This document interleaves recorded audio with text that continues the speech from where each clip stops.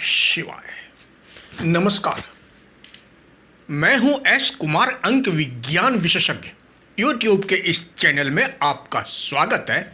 आप सभी का हार्दिक अभिनंदन है। फिनिक्स अर्थात एक ऐसा अमर पक्षी जो अपनी राख से पुनर्जीवित होता है, इसे अमर पक्षी या माया पक्षी भी कहते हैं। यह पुनर्जन्म, नवीकरण तथा अमरता का प्रतीक है। यह एक ऐसा पक्षी है जो अपने जीवन के अंत में खुद को जलाकर राख हो जाता है और फिर उसी राख से एक नया पक्षी या उसका अंडा पैदा होता है। यह अपने आप में एक अजूबा है, अचंभा है।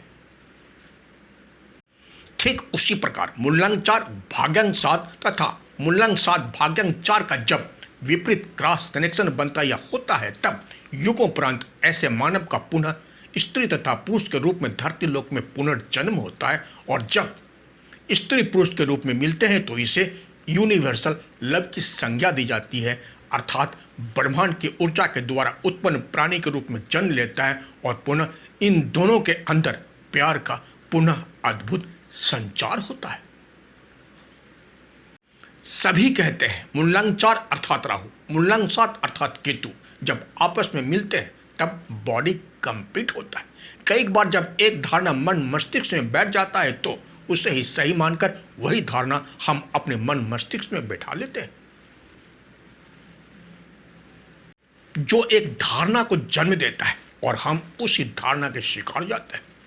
यथार्थ क्या है? सिर्फ वही मूलांक 4 तथा मूलांक 7 या मूलांक 7 या मूलांक 4 वाले जातक जब आपस में जीवन यात्रा शुरू करते हैं तब यथार्थ का एहसास होता है, सच्चाई क्या है पता चलती है। और इस यथार्थ को कोई भी ग्राउंड लेवल पर जाकर ना ही जानना चाहता है और ना ही समझना ही। बहुत से दर्शक हमें कमेंट्स में लिखते हैं, क्या मूलांक 4 तथा मूलांक 7 वाले जातकों की शादी हो सकती है? अगर हो सकती है तो जीवन कैसा रहता है? जबकि मूलांक 4 तथा मूलांक 7 पर काफ़ी वीडियो बना चुका हूँ। मूलांक 4 तथा मूलांक 7 नदी के दो किनारे की तरह होते हैं जो कभी आपस में मिल नहीं सकते, फिर भी पूछते हैं आप खुद बता दें। यही कारण है जब किसी के ऊपर किसी भी प्रकार का जब नशा चढ़ता है, जब तक वह नशा उतर नहीं जाता यथार्थ का आभास तक नहीं होता। जबकि मूलांक 4 तथा मूलांक 7 वालों की 90% लव मैरिज ही होती है। ऐसा कहा जाता है अब दोनों की अर्थात राहु तथा केतु की बॉडी कंप्लीट हुई है, जबकि ऐसा नहीं होता। थोड़े दिनों या थोड़े सालों के बाद दुनिया बढ़नी शुरू होकर अलगाववाद का रूप ले लेती है। फिर वही घुटन भरी जिंदगी, अलगाववाद से भरी जिंदगी, दोनों के अलग अलग रास्ते, दोनों की अलग अलग सोच, दोनों की अलग अलग स्वतंत्रता। यहाँ पर सभी दर्शकों को समझना होगा। आप सभी ने कमेंट्स करके बार बार पूछा है क्या दोनों की शादी हो सकती है, तो मेरा जवाब है हाँ। फिर क्या दोनों की शादी सफल हो सकती है, तो मेरा जवाब है ना। ऐसा इसलिए होता है जब एक बार गला कट चुका है तो क्या फिर दोबारा जुड़ सकता है? एक के पास शीश है तो दूसरे के पास धर, दोनों की दिशा अलग अलग, दोनों की कर्मा अलग अलग। एक बार तो ऐसा लगता है शुरुआती दौर में उम्र उम्र कर दोनों एक दूसरे पर प्यार लुटाते हैं, सावन के घटा की तरह। ऐसा प्रतीत होता है इन दोनों के जैसा कोई धरती लोक में पैदा ही नहीं हुआ है, प्यार करने वाला, त्याग करने वाला। लेकिन जब प्यार का बुखार उतरता है, प्यार का नशा उतरता है, प्यार का भूत दिमाग पर से उतरने के बाद सब सोहा, सब राख, सब धुआं धुआं हो जाता है। इसे बॉडी कंप्लीट कहना नहीं कहते, बोझ बनकर रह जाता एक दूसरे की जिंदगी। इसलिए अपने मन मस्तिष्क में दूसरे के बताए अनुसार आपने जो मिथ्या भ्रम पाल रखे उसे निकालें, नहीं तो आपके जीवन में एक बार फिर समुद्र मंथन की कहानी शुरू हो जाएगी। ऐसे जातकों से जाकर पूछें या ऐसे जातकों के जीवन का अगर आप अवलोकन करेंगे तब आपको पता चलेगा, या जो खुद इस जीवन को जी रहे हैं उनको ही पता है। लेकिन ऐसा होता आया है और जब तक ये सृष्टि रहेगी होता ही रहेगा, क्योंकि जबकि राहु और केतु दोनों ही पुरुष हैं, दोनों का ब्रह्मांड में कोई अस्तित्व नहीं है, छाया है। एक के मस्तिष्क में और दूसरे के शरीर में शुक्र के प्रवाह का संचार होता रहता है। मूलांक 4 तथा मूलांक 7 के जातक जब स्त्री तथा पुरुष के रूप में दोनों आमने सामने होते हैं या आ जाते हैं, तब दोनों के शुक्रात्मक ऊर्जा का प्रभाव चुंबकीय ऊर्जा बनकर दोनों को अपनी ओर खींच लेता है। दोनों एक दूसरे में समा जाते हैं और फिर शुरू होता है चुंबकीय ऊर्जा का प्रभाव ना शांत होने वाला सफर। उसके बाद सब पानी पानी हो जाता है। जीवन में बचता ही कुछ नहीं है झेलने के सिवाय। दोनों के चुंबकीय ऊर्जा का प्रभाव दोनों को एक झटके के साथ अलग कर देता है, क्योंकि दोनों पुरुष ही हैं राहु तथा केतु। दोनों ही भ्रम का कारक है। दोनों खुद ही भ्रम का शिकार हो गए और फिर एक और भ्रम के पथ पर चल दिए अपने शुक्रात्मक ऊर्जा का प्रभाव को शांत करने के लिए। तो ये था मूलांक 4 तथा मूलांक 7 का प्रभाव।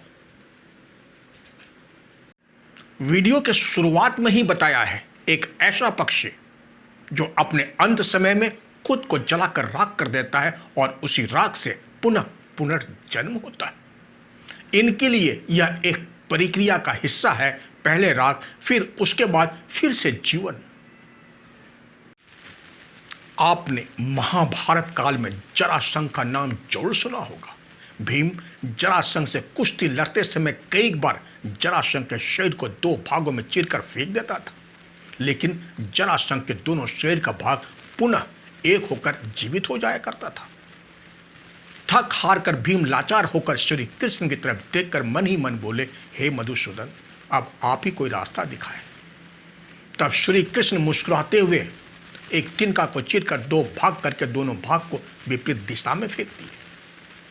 तब भीम समझ गए श्री कृष्ण क्या संकेत दे रहे हैं। तब भीम जरासंध के शरीर को चीरकर 2 भागों में करके दोनों भाग को विपरीत दिशा में फेंक दिए, ताकि शरीर का भाग पुनः एक नहीं हो सके। दोनों शरीर का भाग विपरीत दिशा में फेंकने से दोनों का शरीर विपरीत दिशा में ही एक दूसरे को ढूंढते रह गए, मिल नहीं पाया और नहीं दोनों का शरीर एक हो पाया। एक कालखंड समुद्र मंथन के समय का, जिसमें श्री हरि विष्णु जी के द्वारा छल से अमृत पान करते समय सुदर्शन चक्र से स्वर भानु नाम के राक्षस का शरीर 2 खंड में विभाजित कर दिए थे। और एक महाभारत का कालखंड श्री हरि विष्णु जी के अवतार श्री कृष्ण अपने रणनीति के अनुसार जरासंध के शरीर को इस तरह विपरीत दिशा में फेंकवा दिए, जिससे दोनों शरीर कभी आपस में मिल नहीं पाए। जबकि स्वर भानु नाम के राक्षस का भी शरीर 2 खंडों में विभाजित हुआ था, शीर्ष का भाग ब्रह्मांड में तथा शरीर का भाग पाताल लोक में। जब तक ये सृष्टि रहेगी, दोनों का शरीर कभी एक नहीं हो सकता। जबकि जरासंध का शरीर एक हो सकता है, और वो भी सृष्टि के रचयिता श्री हरि विष्णु जी के कृपा पात्र होने से। जरासंध के शरीर का भाग जब जब ईश्वर भक्ति के द्वारा प्रमाण चढ़ता है, तब तब ये दोनों शरीर पुनः एक हो जाता है। ऐसा संयोग युगोपरांत कभी कभी देखने को मिलता है, यदा कदा।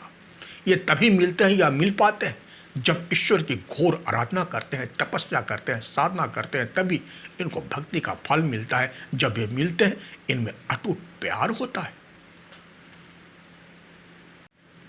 यहां पर दर्शकों को बता देना चाहता हूं, जब विपरीत दिशा में फेंके गए शरीर जब पुनः ईश्वर की कृपा से जब जुड़ते हैं या मिलते हैं, तब बॉडी कंप्लीट होता है, ना कि मूलांक 4 तथा मूलांक 7 वाले स्त्री पुरुष या पुरुष स्त्री के मिलने से। बॉडी कंप्लीट होता है तब जब मूलांक 4 भाग्यांक 7 हो, तथा मूलांक 7 तथा भाग्यांक 4 वाले जातक जब स्त्री पुरुष आपस में मिलते हैं, तब पुनः बॉडी कंप्लीट होता है, और वो भी श्री कृष्ण जी की कृपा पात्र होने से, जब भक्ति चरम सीमा को पार कर लेता है। हालांकि मूलांक 4 अर्थात राहु पुरुष है और मूलांक 7 भी पुरुष तत्व है, लेकिन जब दोनों का भाग्यांक अर्थात विपरीत, जब स्त्री पुरुष का भाग्यांक 4 या भाग्यांक 7 हो, अर्थात यहाँ पर भाग्य सर्वोपरि है, अर्थात भाग्य के अनुकंपा से भाग्य ने पुनः मिलवाया युगोपरांत स्त्री पुरुष के रूप में। ऐसे जातक जब एक दूसरे से मिलते हैं, इनकी भी लव मैरिज ही होती है 90%। इन दोनों के शुरुआती दौर में जीवन के अंत तक प्यार प्यार और प्यार ही होता है। साथ में ईश्वर की भक्ति में ऐसे जातक दोनों एक दूसरे में इस तरह भक्ति भाव में डूबे रहते हैं, कब प्यार हुआ कब भक्ति भाव में डूब गए पता नहीं। ऐसे ही एक जातक है, इन जातक का आप कमेंट्स पढ़ सकते हैं। इनका मूल्यांक 4 भाग्यांक 7 है तथा भाग्यांक 7 मूल्यांक 4 है। इनका भी लव मैरिज ही हुआ है। कब ये प्यार करते हैं, कब भक्ति भाव में डूब जाते हैं, इनको पता ही नहीं चलता, क्योंकि ये वो ही अमर पक्षी है जो राख होकर भी अपने ही राख से पुनर्जीवित हो गए। ये वही जरासंध का शरीर है जो विपरीत दिशा में फेंकने के बाद भी पुनः ईश्वर की भक्ति के प्रभाव से, ईश्वर की शक्ति से पुनः एक दूसरे से स्त्री पुरुष, पुरुष स्त्री के रूप में अथाह प्यार के साथ अथाह भक्ति में डूबकर पुनः जीवन को प्राप्त किया। ऐसे जातकों का जीवन पद्धति नवीनीकरण तथा पुनरुत्थान का प्रतीक माना जाता है। यह पुनर्जन्म, नवीनीकरण तथा अमरता का प्रतीक है। जरासंध के शरीर का भाग विपरीत दिशा में जाने के बाद भी जब भी श्री हरि विष्णु जी की कृपा होगी, दोनों शरीर विपरीत दिशा में जाने के बाद भी पुनः मिल सकेंगे, एक हो सकेंगे नवीनीकरण के साथ। यही यथार्थ है, यही सच्चाई है। इसके अलावा तर्क कुतर्क के सिवा और कुछ नहीं। तो ये था मूल्यांक 4 भाग्यांक 7 मूल्यांक 7 भाग्यांक 4 के नवीनीकरण का यूनिवर्सल लव। उम्मीद है यह जानकारी आपको अच्छी लगी होगी। तो इसी के साथ अपने शब्द को यहीं विराम देता हूं।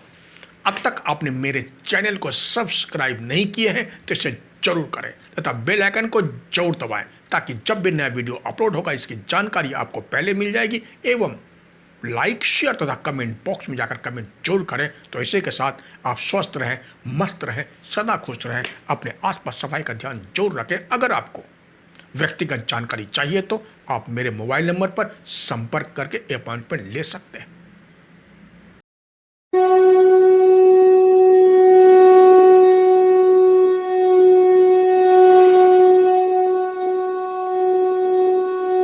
तब तक के लिए जय हिंद, जय भारत।